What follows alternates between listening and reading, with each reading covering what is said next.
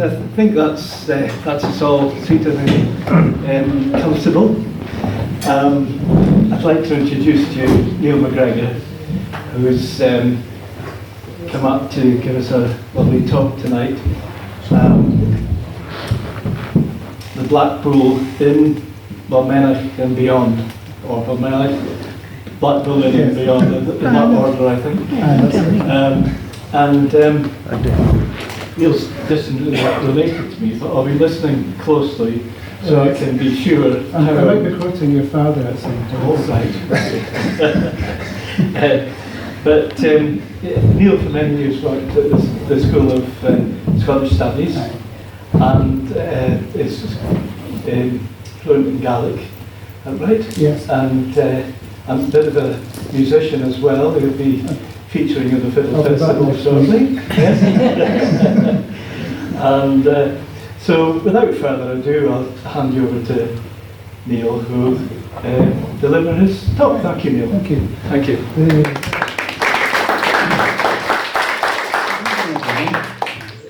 This is going to be a look at the world of one of, well, say two of the family lines of Macgregors that you get in this area. There, as we've already heard tonight, there are quite a few. Used to be loads of them, Macgregors around in this area, not so much now. The personal interest in this, since one of the main characters in the later part of this talk will be my great-great-grandfather, who was one of the folk who managed to get beyond. And various sources of information I've used for this. Some documents, quite a lot of old newspapers, as Graham said, have been going around talking to older folk in this area for about 40 years, so I've picked up various bits of information along the way in that as well. So it's a kind of mixture of the whole lot. So, Macgregors. This is not natural Macgregor territory. The original home of the Macgregors was where Argyll meets Perthshire. It's kind of the head of Loch Awe through to Glenlyon. And for quite a long time they did okay there. But they were one of the more unfortunate clans. They not only managed to lose all their land, but they also lost their name. This takes a bit of doing. I think they were the only clan that managed this. Basically, the main problem was that they had a feud with the Cahoons of Luss on Loch Lomond side, and the Cahoons of Luss were big, powerful, and friends with the king. So the Macgregors should have known when they met them in battle, they should have allowed themselves to be gracefully defeated. They didn't, they beat the Cahoons in battle. This is not sensible. So the Macgregors ended up in the 1600s with no land and no name, but they still had friends. And two of these lots of friends were the Grants, and possibly with less friendly motives, the Gordons. And the thing about the Grants and the Gordons is the Grants had a sort of kinship link. So they were, in fact, the Grants were fined for harbouring Macgregors in the 1600s in this area. The Balmenach Macgregors held to the view that their origins were with a link between the Grants of Rothiemurchus and Rob Roy, which would make it about 1700. And Rob Roy was in feud with the Macintoshes and called on Rob Roy to come and help him, and they were descended from that meeting. But there doesn't seem to be very much truth in that. It's a good story, and it probably did happen. I recorded it from Jim Colley in Rothiemurchus in a very nice version, actually.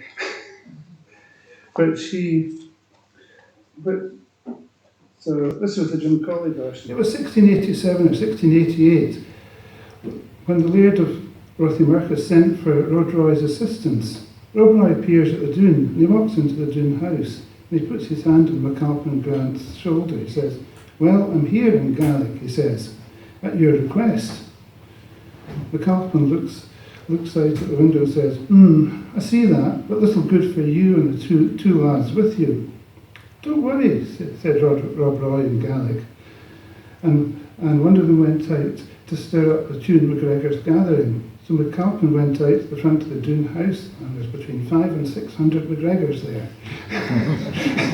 As I say, this event may have become amplified in history.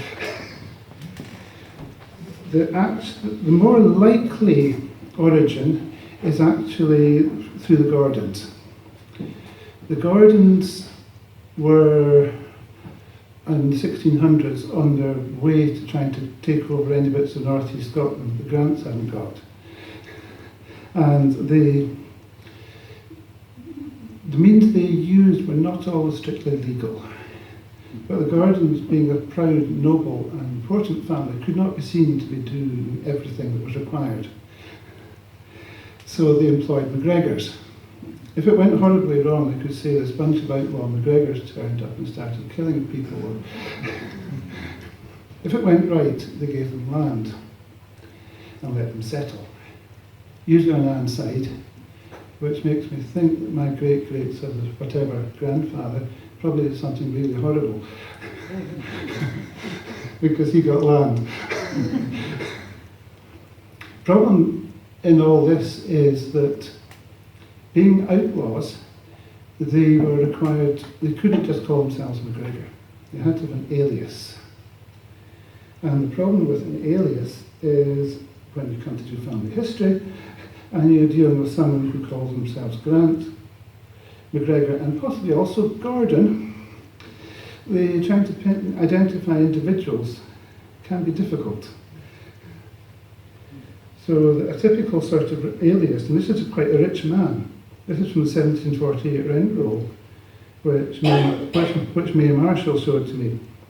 And this is the man who was paying £417 Scots in 1748 for the entire west side of Glenlochy and Glenbrune. It's quite a big bit of ground. He's rich. He goes down as Pat Grant, alias Macgregor of Candlemore. Even he needs an alias. But he brings us towards the first person that we can identify in the sort of Balmenach and Milton and Cromdale line, who also, coincidentally or possibly not, turns out to be from Candlemore. Candlemore was quite an important wee place in its day. Before Tommy Tull was created, it was the main settlement in Anside. It had the inn and the school and everything. So and we have a Malcolm Macgregor of Candlemore, and in 1740 he got married to Janet Gordon in Lettich in Abernethy and stayed there for quite a long time. He had a family there. Malcolm was a miller.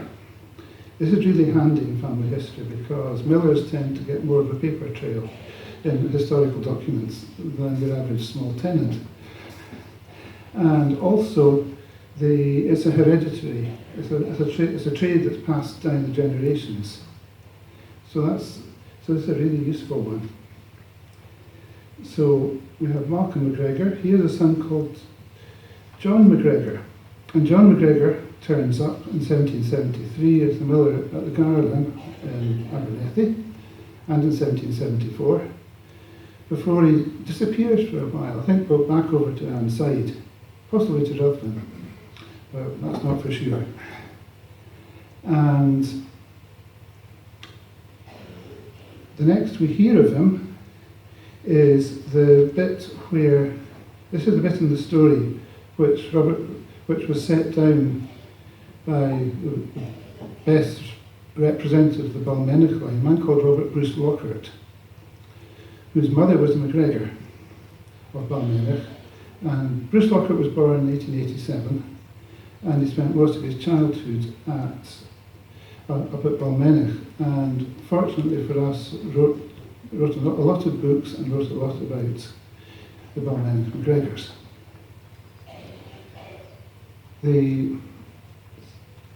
And he writes about them coming over the hill to Cromdale. This is the recurring motif. And he talks about 3 brothers and a sister coming over the hill. But what the documents tell us is that they didn't come over the hill by themselves, because their father was already in Cromdale. So the same John Macgregor, who had been miller at Garland, turned up in Cromdale in 1806.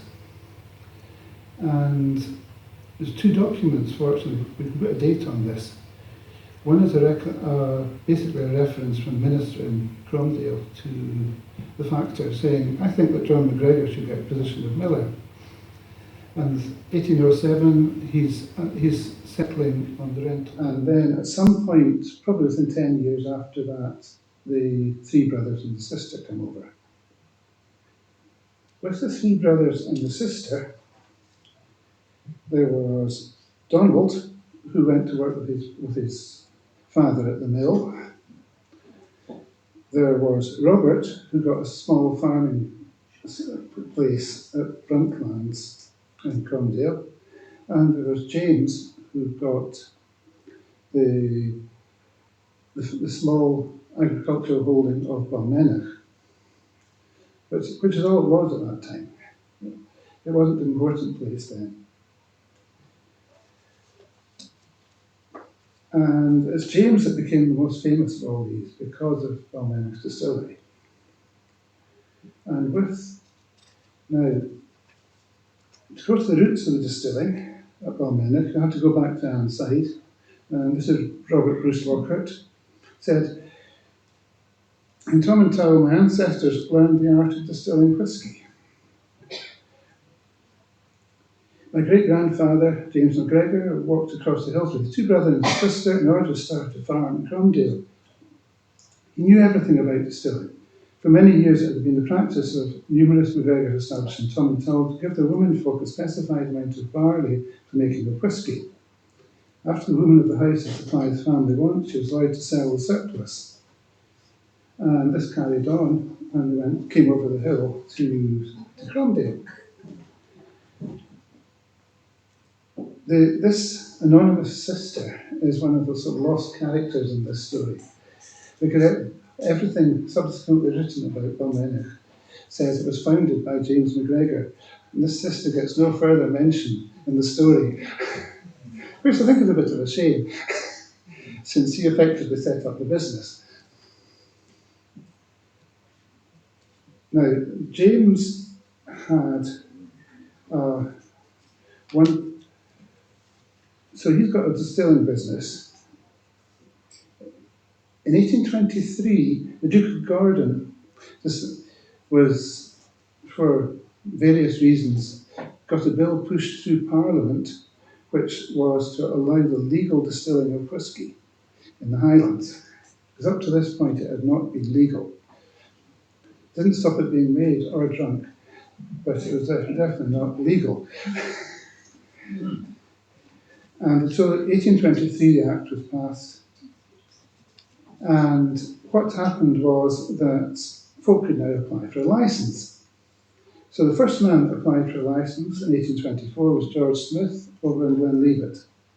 That would be the old Balmenach distillery, the one that had been excavating in recent years. But a much smaller place than the current Glenlevet distillery.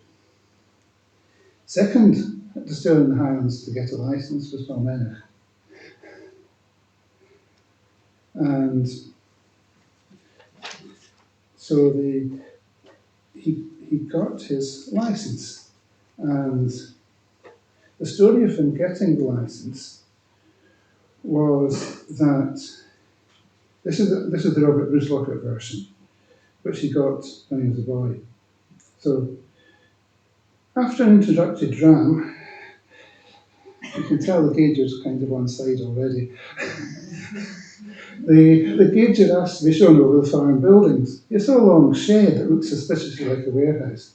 What will that be, Mr. Macgregor? Asked the gauger. Oh, replied my great-grandfather, that's just the cow buyers. The malt barn was dismissed in similar fashion as the hayloft.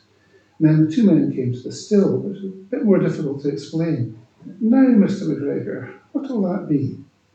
And the Macgregor replied blandly, "Why, that's the peat shed."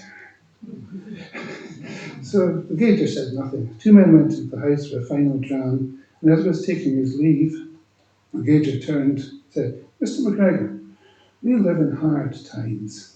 If I were in your shoes, I'd take out a licence for yon peat shed." Put it this way, the gauger would give you an amnesty. I've heard of other cases of giving illicit distillers amnesties. Jim Colley's great-grandfather, for example, in Rothiemurchus. But he went back to whisky making, and the after that was open warfare. So this was a sensible move. Now, according to Bruce Lockhart, from a sales ledger in Balmenach for 1824, same year it got a licence, theoretically a newly founded business, he was sending William Milne in Aberdeen 10 gallons of whisky. He was sending whisky to Sir Thomas Dick Lauder on the other side of the Tava. And he was also supplying the Duke of Bedford at Glencreshie with whisky. Now, it's unlikely you could have built up such a customer base in the short time since getting your licence. I suspect there were already customers.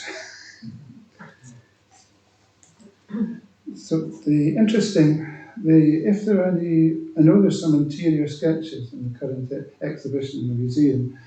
If there are any bottles on the tables in the interior sketches, they're probably Balmenach.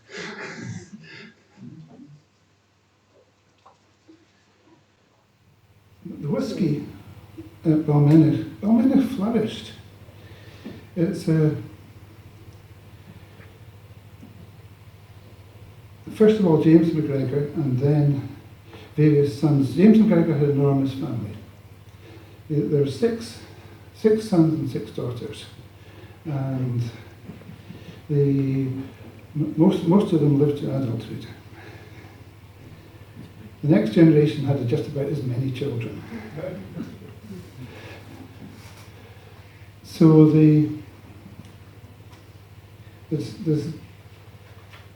James Macgregor himself expanded the distillery, but it's remained a reasonably small establishment. He then, various other folk took it on, and various sons, not all of them successfully, some of them were a bit too fond of their own product, which is a kind of a risk in distilling families. So we had, in 1868, when the Ordnance Survey came round and the surveyors took their notes, the Ordnance Survey name book, this is what they said, how they described the place. Now there's a very interesting point in this one. I'm not entirely sure if it's full import, but it says that Balmenach Distillery. This name is applied to a 2-storey dwelling house, office houses, and a number of houses in which the distillation of whisky is carried on.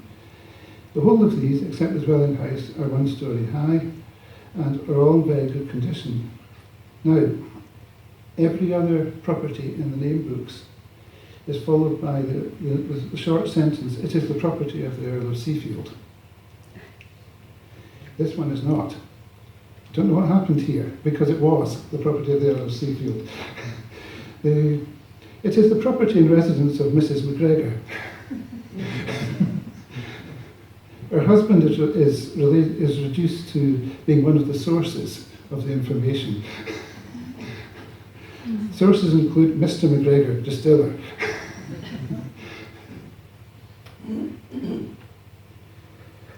So the 1887, Alfred Barnard was on, well that's when it was published, mid-1880s, let's say.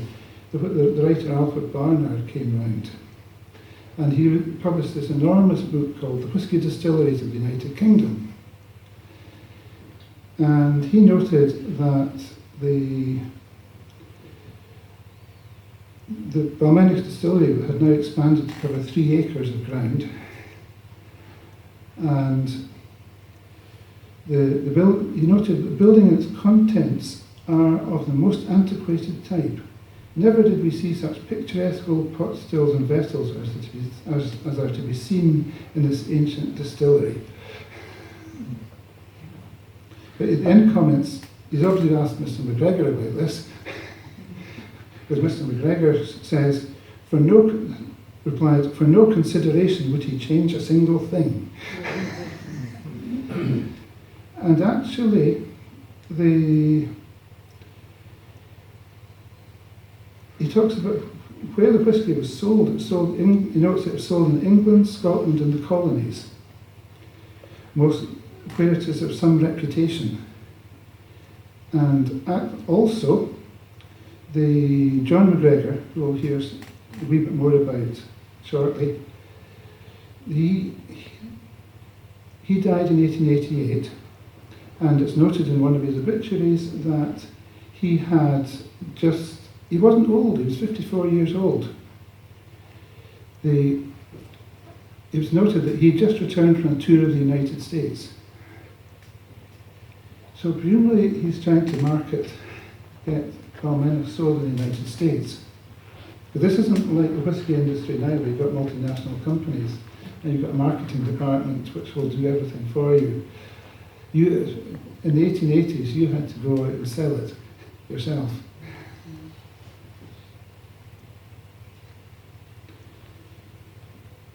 He had been called back from overseas in 1878, and just to give you an idea, he brought back with him substantial capital. This is the output figures. The 1860, 7,600 proof gallons. That's the year that the original founder died. 1885, 90,000. Something big had happened in between those two times.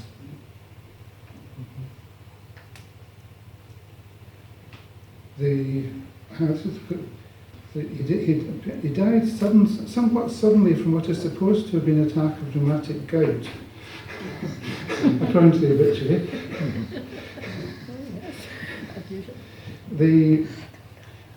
And despite what the Ordnance Survey name book says, if you look at his will, he leaves business and so on. He leaves no land. As far as I know, the Balmenach Macgregors, for the entirety of their operations at Balmenach, were tenants of the Steefield estates. They never held any land in Scotland. Which is quite unusual, considering everything they've managed to get up to.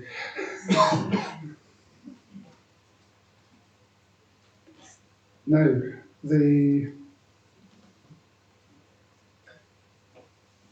this went on. 1888, he died. 1890s was not a very good time for whisky in Scotland. The market crashed. It was not a good time to be making or selling whisky. So, for this and some various other reasons, in 1897, they decided that they would form a limited company and sell shares. This gives you an idea of there's vast screeds in the papers about this, the whole sort of all legal documentation and everything. So I ran out of will to live after a certain amount of trying to copy it. It starts, they formed to acquire as a growing concern, carrying on the old and well-known Balmenach Glenlivet distillery and the lease of farms worked in connection therewith, and the business of distillers, maltsters and farmers, etc. Now, the capital of the new company was £120,000. This is 1897. This is a considerable sum of money. The Macgregors thought they had got this sewn up because there's preference shares and ordinary shares, ordinary shares got control, so they kept all the ordinary shares and sold the preference shares. This didn't actually quite work out, but we'll get to that. Now, let's see, there are various pictures from right. These pictures here. The first time I went round Balmenach was in 1986, when it was still under Scotland DCL. And in a shoebox, a very dirty shoebox, and in a very dirty top shelf of the distillery office, there was a collection of glass photographic plates. And this is they. So it gives you an idea of what sort of operation you're dealing with here. I have a slight suspicion that the wooden building behind may be the cooperage. Now, the cooperage was in the distillery is always a separate building because it has a bad habit of going on fire.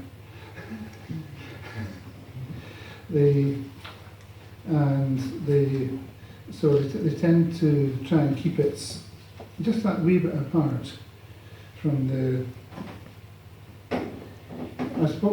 One of the folk I spoke to was a Miss Nichol, who used to live in Grantown. She lived in a house called Silver Lee in Grant Road. This is many years ago, and she was in her 80s then.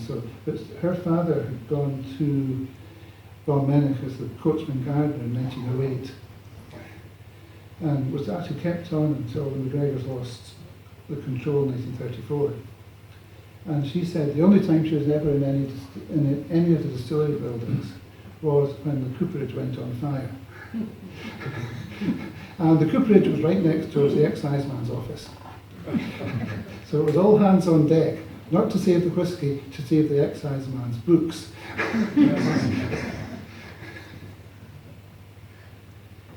The main difference that's a still house, very old fashioned. This bit of the distillery was nearly lost in 1879. Same storm that brought down the Tay Bridge. It brought down the chimney of the distillery, right on top of the still house, while the stills were working with the open fires underneath them. This could have been the end. It wasn't, because the still man opened the drains, and the contents of the stills ran into the drains, and the place did not explode. You can see it's quite an old-fashioned one. It also appears most of them made of wood, which you won't find in a modern distillery. Here's your distillery. This bit of it hasn't changed too enormously, unlike the other side of it, which has mostly disappeared. You'll notice there's a cupola roof on the kiln, which disappeared in 1964 when they brought Saladin Maltons in.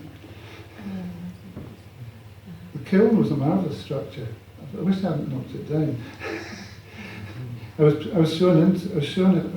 taken inside it in 1986. It's huge space, marvellous acoustics inside it.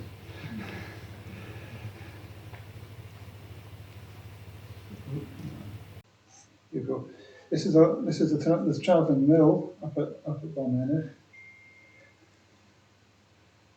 with the women mostly on the left-hand side. You can see the white apron of one of them up on the top of the ladder, and various men at the top of the thrashing mill. And extreme right, you can just see the chimney with the smoke of the traction engine, which is powering the whole operation. And it's obviously an early winter.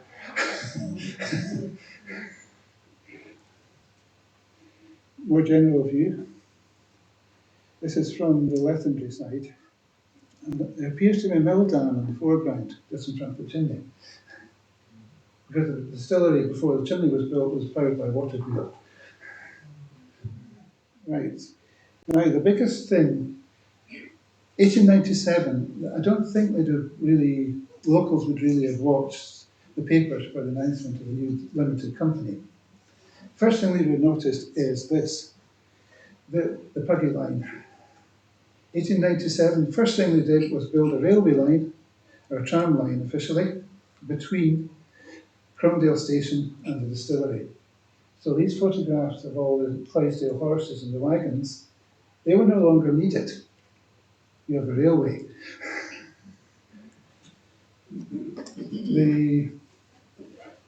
The well reported, well forecasted in the newspapers, 1897, the Forest Elgin and Gazette, the County Road Board have authorised the Cromdale and Adley Main public highway shall be shut up from 23rd August to 30th September 1897 for a distance of 150 yards westwards, 50 yards eastwards, to allow the tramway line being constructed. Robert Bruce Lockhart loved it.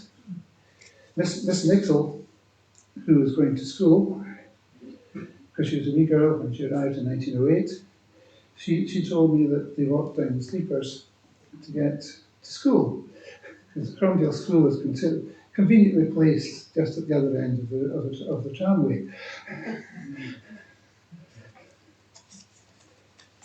They called it the Puggy. There was at least two. The first one apparently was a converted road engine. This is what Davy Irvin told me anyway. It was a road engine which had a new set of wheels put on it, so it would run on rails. But then they got the one which I think the Strathspey Railway still have, which called Balmenach. Last time I saw it was looking slightly sad in the goods yard at Aviemore, but it's still around. They had a sort of health and safety policy for it. This is, I spoke to Robbie Allen of February. All these folk are long gone, but they told me quite a lot. He said, and he drove the Puggy, the Balmenach one, in the 30s. He said, we did give lifts at one time, but then they clamped down on anyone wanting on the footplate. But we would do it anyway. And it was a great thing for the kiddies. I took them up from the school. He said, but we had visitors too. They were a problem. If they got me at the station, they could get in. So that's... So, yeah. Before the railway, you need lots of horses.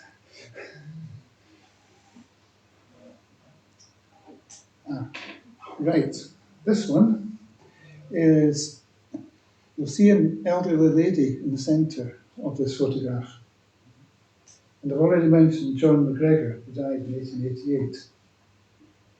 Now, John Macgregor was the third son of the founder. And he, unwittingly, sort of by accident, brought about the first of the beyond bits of the Balmenach story. Because what happened was that he got married, and his mother did not like his new wife, quite seriously. So, as Robert Bruce Lockhart told this story about 3 times and toned it down each time. You have to go to the first version. First version is that his mother disliked his new wife quite so much that the day after the wedding, he emigrated to New Zealand. This is quite an extreme measure. However, his new wife was a very particular person. There is a point or something on this, I think. There is her. Jean Margaret Lowe was her name.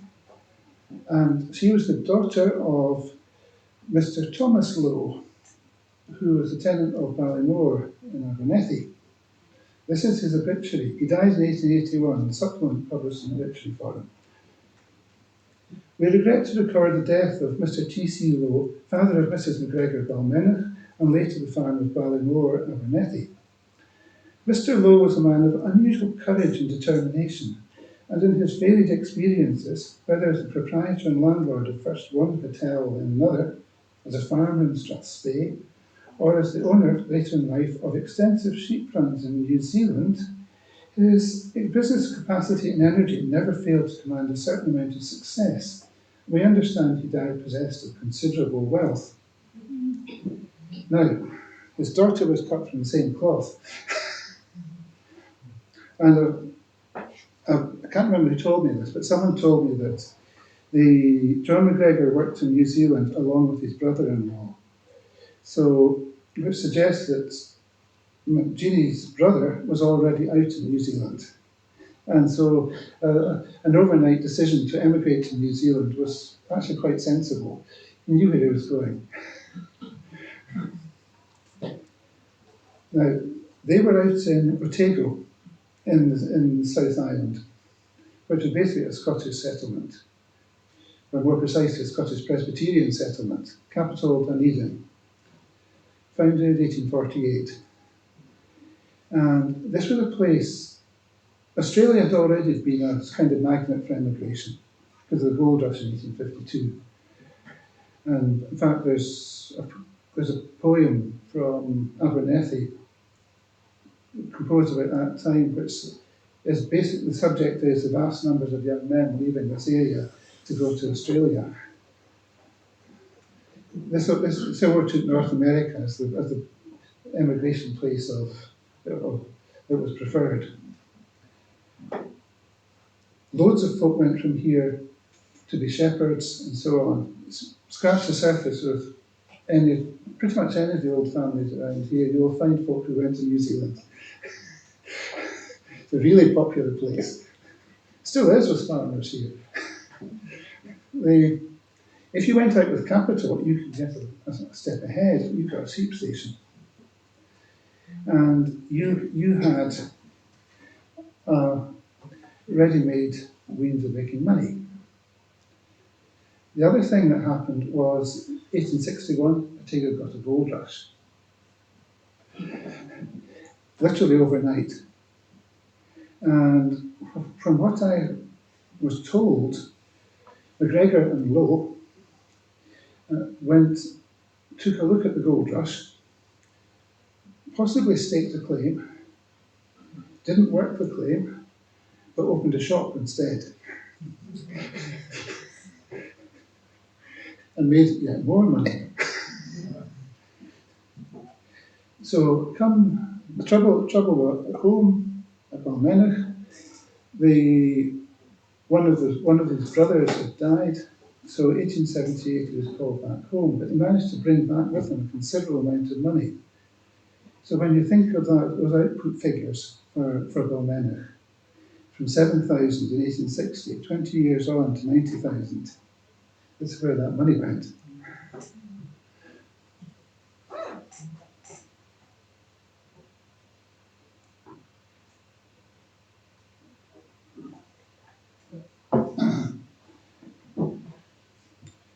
If you remember how they formed this limited company in 1897, it wasn't just the slump in the whisky industry that caused it.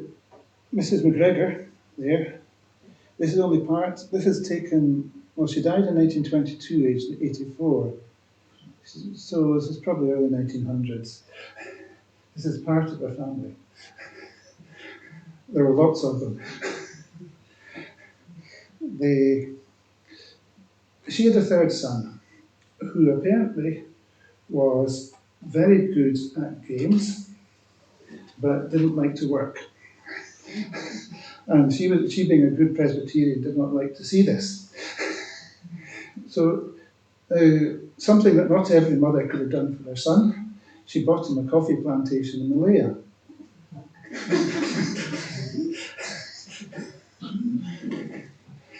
This is, again, another kind of extreme. The Balmenists tended to go to extremes on things. Coffee was good business in Malaya. Singapore was first settled in 1819, and they're Singapore plus Malaya. And apparently of the first 17 trading houses that were set up there, 12 were set up by Scots. So this is a well-trodden route.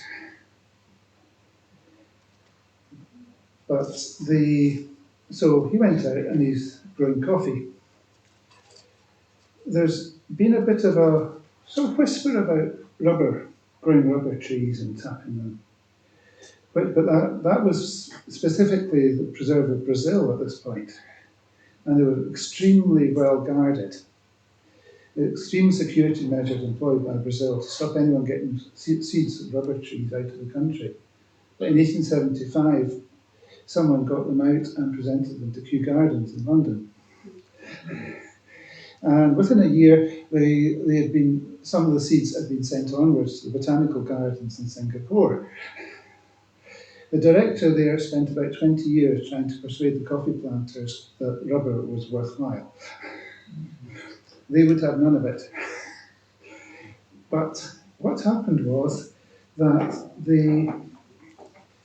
in about 1896, two things. Price of coffee crashed. Also, an insect called the bee hawk moth rose to plague proportions in Malaya and stripped all the coffee plants. And overnight, the coffee planters suddenly became quite keen on rubber. But the problem with rubber, a bit like whiskey actually, is that you've got a delay time before you actually make any money. In case of rubber, it's 7 years. You plant your trees, but after 7 years, you can start tapping the rubber. What do you do for the first 7 years? So, back at Balmenach, they had a family discussion. The three brothers and the 4 sisters of Alistair, the son who was out in Malaya, said, he's made a failure of this, forget it, there's debt, don't worry, let's get out of this business. Mother, up there, said, no. But the only way to rescue it was to have to put more money into it. So she did. The Balmenach Macgregors by this time have risen far in terms of income and prosperity, have risen far above anyone else in Cromdale, Inverell and Advie, with the possible exception of the Earl of Seafield. So, what Bruce Lockett says, she put her remaining thousands into rubber plantations. Her remaining thousands turn out to be 25,000. Again, 1890s, 1900s, we're talking a lot of money here. The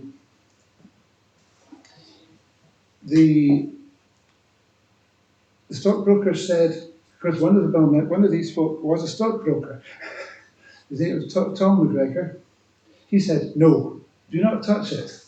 This is a wild investment which will fail. It didn't fail, at least not immediately.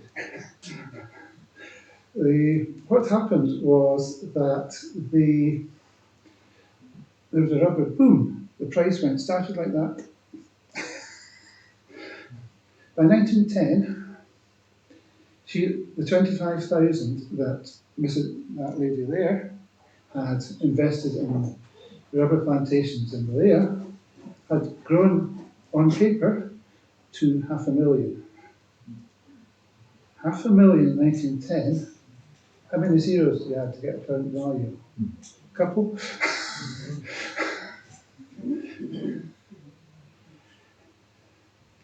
This is serious stuff. But unfortunately, both her and Alistair, who probably isn't in that picture because he was in Malaya, the they both were firmly of the opinion that although the price started falling after 1910, this was a mere blip. This would not continue. It did. By about 1920, that 500,000 had gone.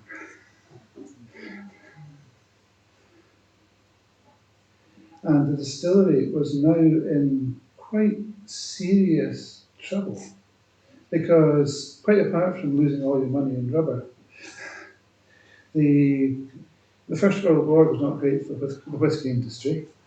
The government, after the First World War, decided that whisky was an ideal candidate for very high taxation, and have kind of kept the same policy ever since. And then along comes, remember that John Macgregor back in the 1880s was touring right across the United States marketing Balmenach whisky. But what happened in the United States? Prohibition. So this is not going to end well. 1922, there's a half buyout. It's also the year that Mrs. Macgregor here died, aged 84. She was a force of nature. You can kind of tell it from the way she looks at the camera. The others have sort of normal expressions. She's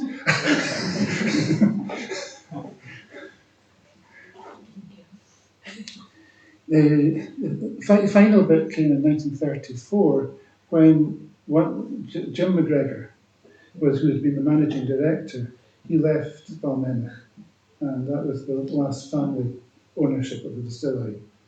Then went into Scottish Malt Distillers, and then DCL, and they closed it. Edinburgh House now have it. So that's the. But if we go back slightly, let's see. Here we go.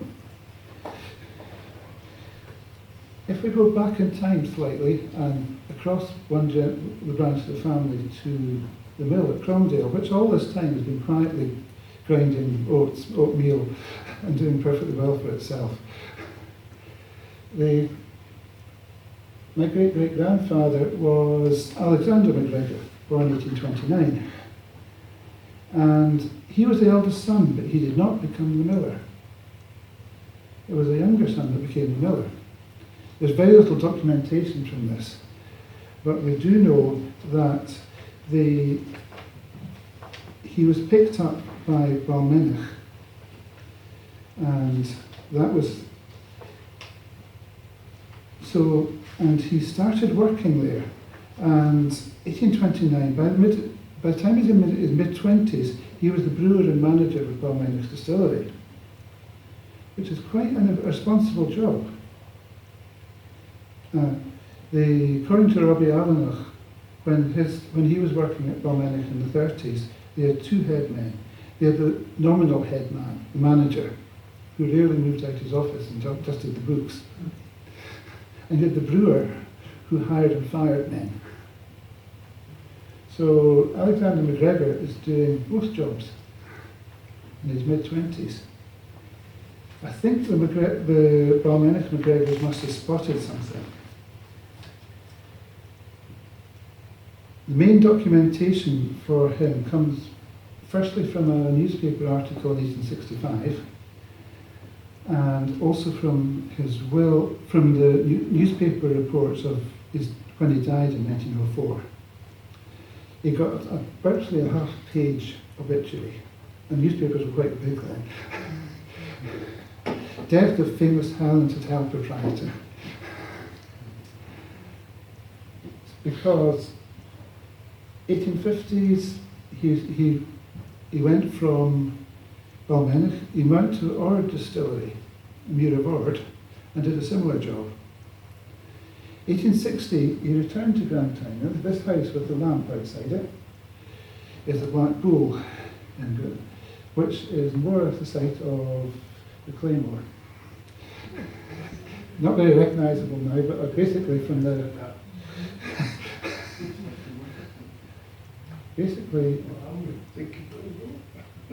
basically from that point onwards became the Palace Hotel and the Claymore somewhere about there.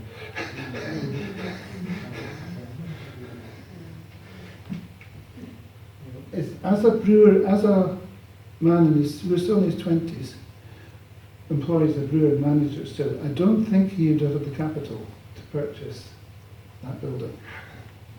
I suspect the Balmenach Macgregors supplied a bit of capital here. And so he held it for 5 years. Ordnance Survey name book says, a 2-storey house with office houses, slated and in excellent condition. Evidence for the name, writing on the lamp on the front of the house. There. And in addition, courtesy of one of the folk I used to go and see was the Dr. Joseph Grant, who had been the minister of Cromdale in 1937, and then again after the war. And he had a wee booklet, and it noted that one of the things that you noticed when you left the square heading in that direction was the hanging notice, the sign projecting into the street with a picture of a black bull on it.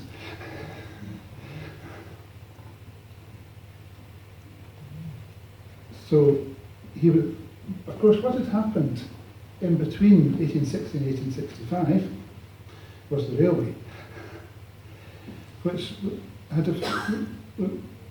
a profound effect on Grantown, and quite possibly affected the property value of this Black Bull was rated one of the top 3 hotels in Grantown.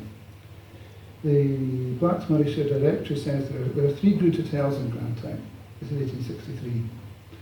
The Grant Arms, the Black Bull, and the New Inn. Don't know what's become of the New Inn, but we're in Grant Arms, and that's the Black Bull.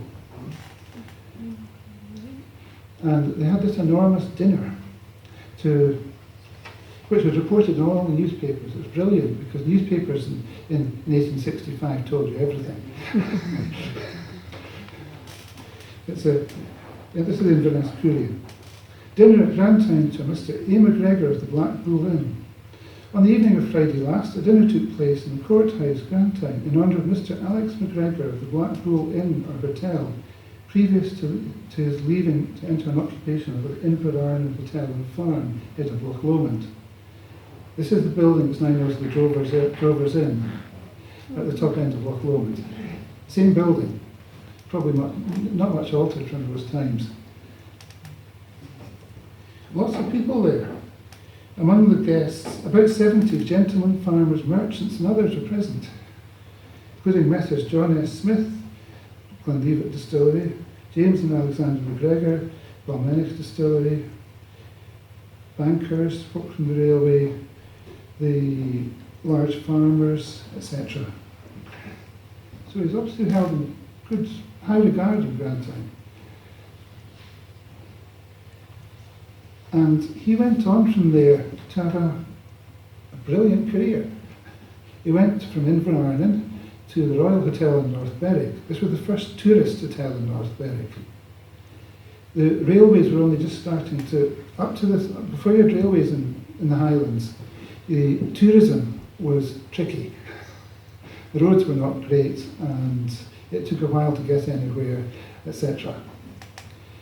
So he got some experience in the Royal Hotel in North Berwick, unfortunately demolished just along from the railway station. But it was the first hotel built specifically for summer visitors in North Berwick. Then he moved back to the Highlands. 1875 he got himself, and he went into the big time. He got the Invercold Arms in Braemar, 1875. 5 years later he added the Invercold Arms in Ballater. And he had both of them until the end of the century. And this is high-class stuff. Basically, if you didn't have an invitation to Balmoral, you stayed in the Invercold Arms. The guests, the newspapers are full of sort of Countess of so-and-so, and this folk like this. not just hotels, they had a farm, they also ran all the coaching and transport, connecting with the railway at Balmenach and right through to Pitlochry. In fact, when they gave up the Balmenach one in 1899, there was a newspaper report saying there's another convoy on the road from Upper Deeside to Perth of vehicles from the Inverclyde Arms, which had to be sold in Perth. So there was all sorts of carriages and coaches and things. And he died, he wasn't quite on the Balmenach scale of things. He died in 1904 at his house in Enthorn in Nairn. But he was worth 50,000 when he died. 1904, that's not bad.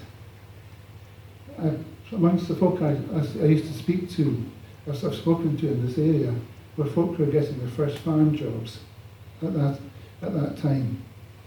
And they were getting £6 for 6 months.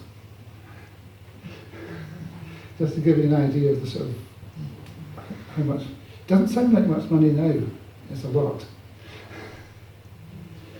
So, and unlike the Balmenach Macgregors, the money was still around. His son, my great uncle, had already got hold of the Great Western Hotel in Oban and had that in 1935. Kept it going. And he was also responsible for keeping the links going with here, which meant when I was growing up in Edinburgh, we were never unaware that we were actually Macgregors from Cromdale. So, Sinead, that's it.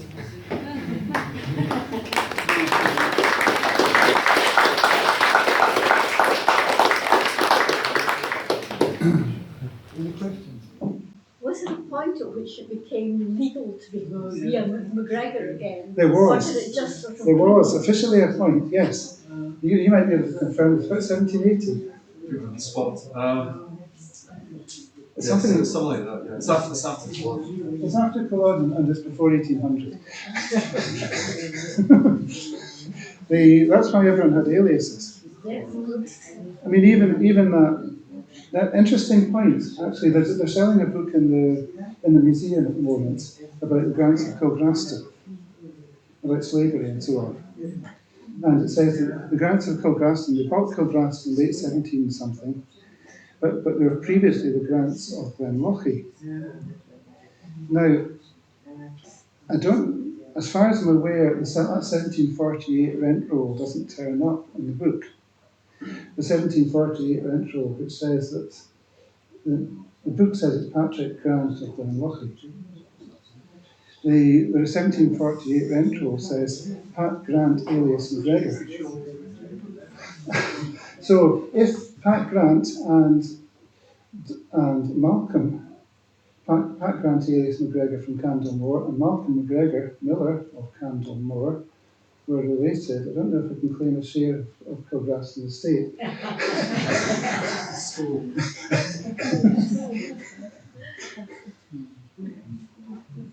The powerful lady in the middle of the photograph, was she the one that built the hall at Cromdale? Yes. It was quoted, this was famous. You had the big Cromdale church dispute in the 1880s. And should it be Reverend McCohen or not?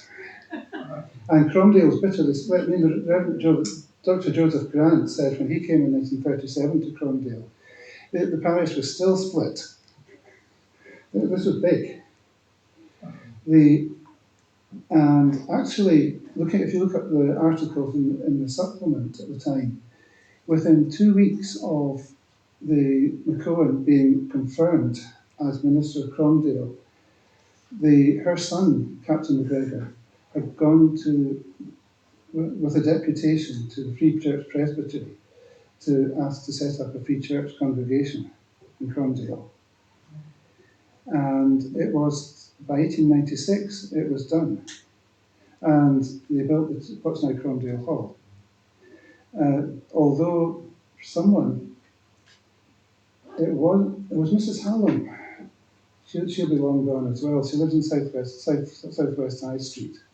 And she was by marriage a Balmenach.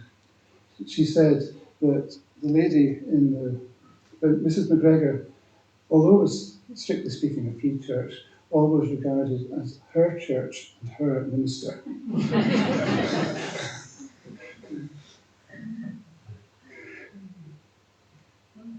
Did one of the Macgregors of Balmenach not find the Royal Army Medical Corps?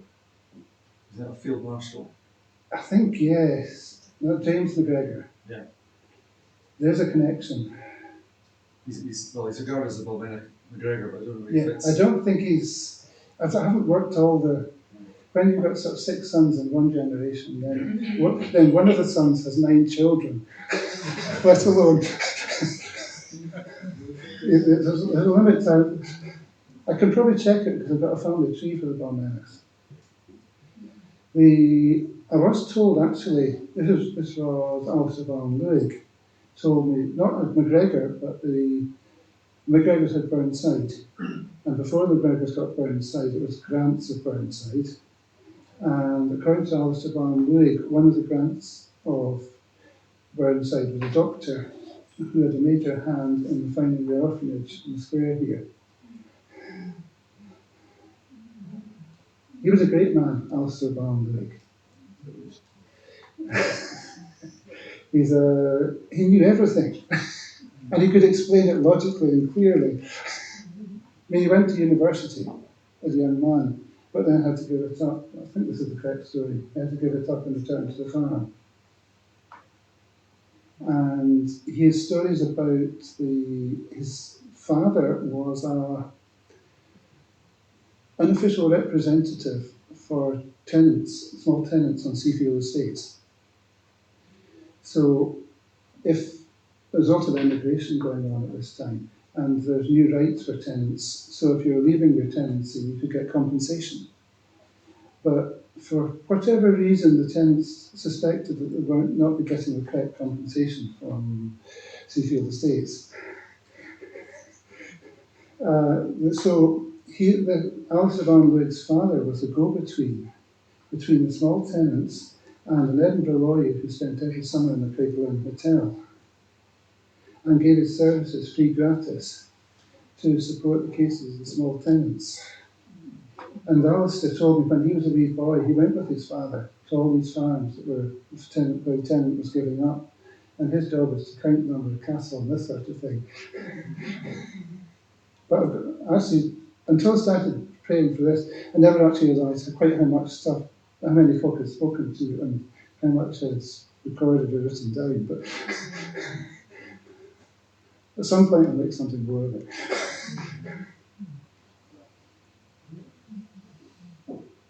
Anything else?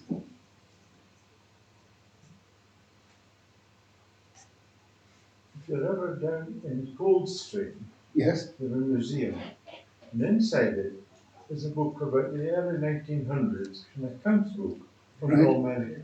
Oh, what's it doing there? I don't know. The people on duty didn't know either when we found it.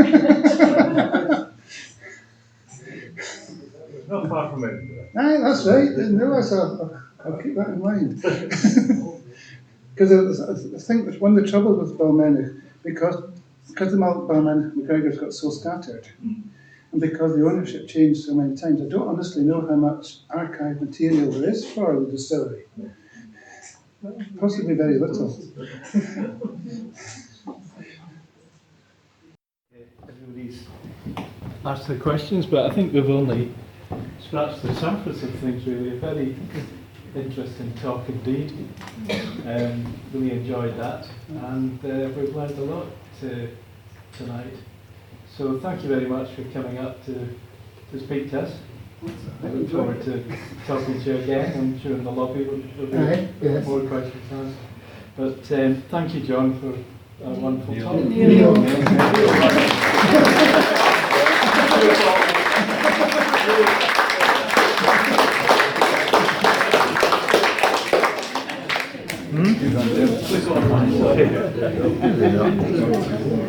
All right. that's an advert for the Black Bull. One thing I discovered that when Alexander Macgregor left the Black Bull, he wasn't the last Macgregor to be there. 1891, the census, it's still called the Black Bull. The palace hasn't overtaken it yet, and the book Black is a Macgregor. That's the last Macgregor at the Black Bull.